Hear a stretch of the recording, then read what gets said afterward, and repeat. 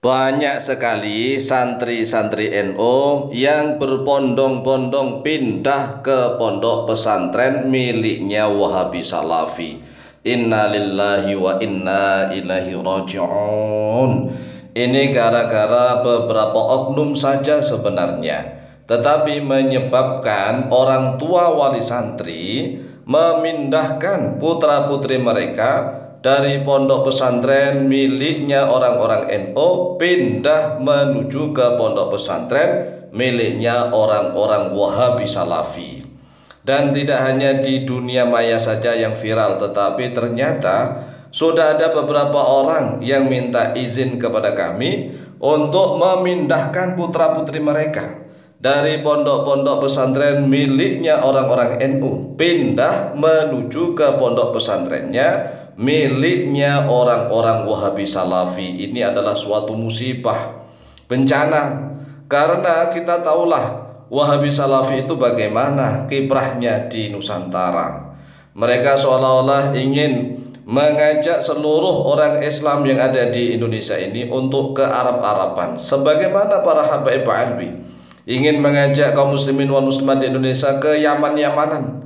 Jadi antara Wahabi dan Salafi ini sebenarnya ya dua hal yang perlu diobati, baik Salafi Wahabi maupun para habaib alwi. Nah, para Kiai NU ini harus bekerja keras. Jangan hanya politik-politik yang tidak jelas, hanya politik kekuasaan, tetapi bukan politik kebangsaan, kemasyarakatan, dan keagamaan. Nah, kita lihat sekarang inilah banyak sekali Kiai NU memang yang mohon maaf sangat memalukan. Sangat memalukan, tetapi juga kebangetannya itu orang-orang yang mengundangnya.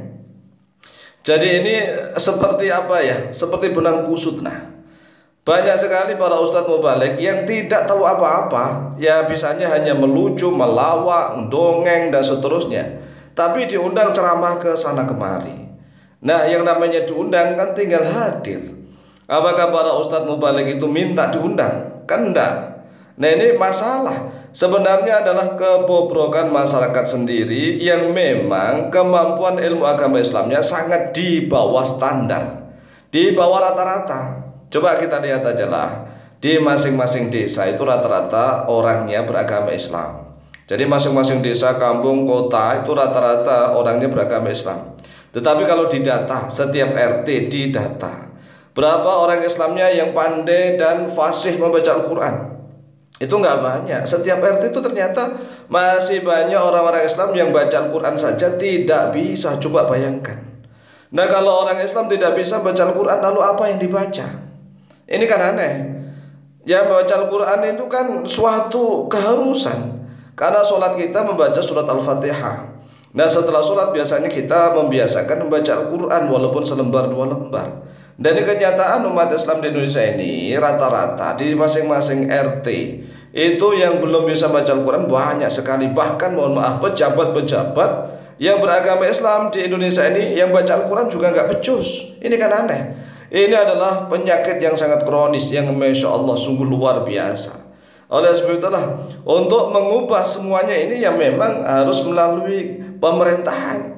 Jadi pemerintah pusat itulah yang harus menerjunkan para dai, para mubalik, guru-guru ngaji di setiap RT, dan harus digaji oleh pemerintah. Jadi guru-guru ngaji itu betul-betul disertifikasi, dites, diuji, diverifikasi, kemudian digaji oleh pemerintah. Nah, mengapa para santri NU ini sekarang bondong-bondong santri NU pindah ke pondok pesantren milik Wahabi Salafi? Dari beberapa orang yang kami tanya, alasannya adalah yang pertama nih, para Kiai NU sekarang tidak jelas keilmuannya. Nah, tatkala ada wali santri mengatakan begitu, kami juga berenung, berpikir, ya memang benar. Karena banyak sekali yang mohon maaf, yang dulunya pondok pesantren salaf murni yang mengajarkan kitab-kitab kuning gundul, kemudian harus ada sekolahnya kan. Nah, sekolah itu suatu tuntutan, doruri, suatu keharusan, dia harus ada. Tetapi jangan mengalahkan kitab kuningnya. Jadi kitab kuning tetap, sekolah tetap berjalan. Itulah kualitas. Nah, sekarang enggak, kitab kuningnya juga sudah enggak ada, sekolah umumnya juga enggak bermutu, la yamutu wa la yahya. Ini kenyataan. Kemudian yang kedua, isi ceramah para Kiai NU hanya komedi, melawak, melucu, tidak ada isi ilmunya sama sekali dari Al-Quran dan Al-Hadis. Ini ya juga memang iya kami rasakan begitu. Coba kita lihatlah ceramahnya orang-orang Salafi Wahabi. Apakah mereka lucu-lucuan? Apakah mereka itu melawak? Tidak. Mereka walaupun serius ya mengkaji Al-Quran Hadis, tetap didengarkan jamaahnya.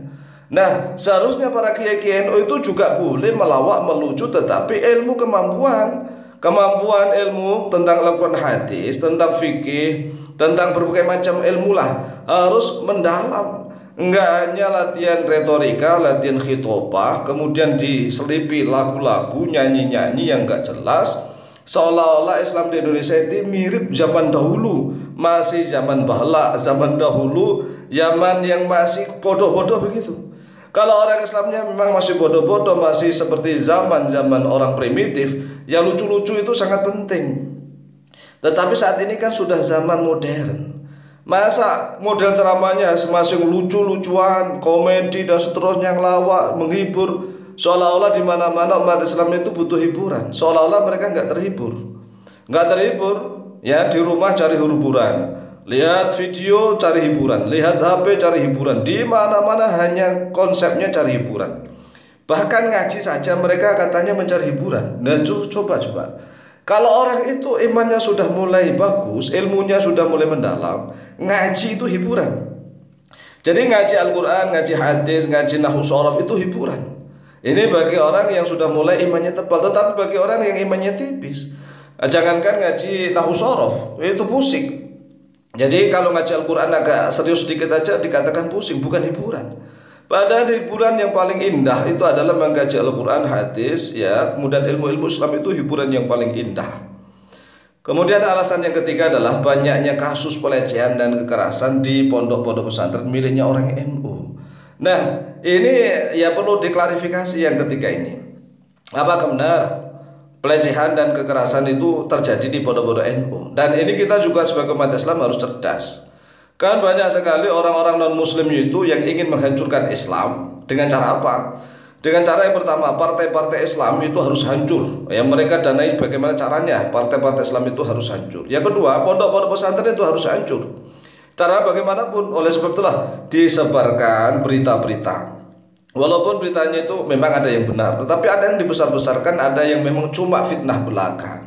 Oleh sebab itulah kita harus kerja keras nih, bagaimana Indonesia tetap diajarkan ajaran Ahlus Sunnah wal Jamaah. Ya, modelnya adalah model pelajaran dari para wali songo.